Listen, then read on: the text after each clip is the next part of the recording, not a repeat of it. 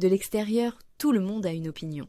Tout le monde sait exactement ce que toi tu devrais faire. Moi, à ta place, je ne laisserai jamais passer ça. Je l'affronterai, je crierai, je ferai un scandale et je partirai sans hésiter. Mais la vérité, c'est que parler est facile quand on n'a rien à perdre. Parce que l'affrontement, le vrai, ce n'est pas une scène de film. Ce n'est pas un moment de colère spectaculaire. Ce n'est pas une explosion d'ego pour soulager ta rage. Affronter quelqu'un qui t'a trahi, c'est accepter une chose essentielle, qu'il y aura un après. Et si tu n'es pas prête à assumer cet après, alors ton affrontement ne vaut rien. Crier sans partir, menacer sans agir, pardonner après avoir juré que c'était fini, ce n'est pas de la force, c'est un aveu de faiblesse.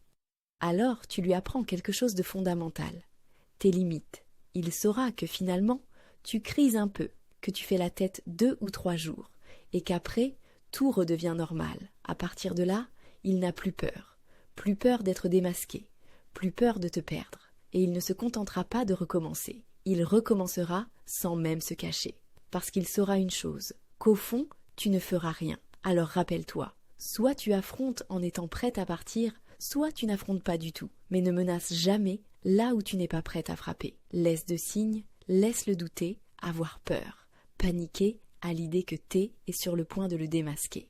Mais il doit jamais être sûr, tant que tu veux pas ou tu peux pas partir.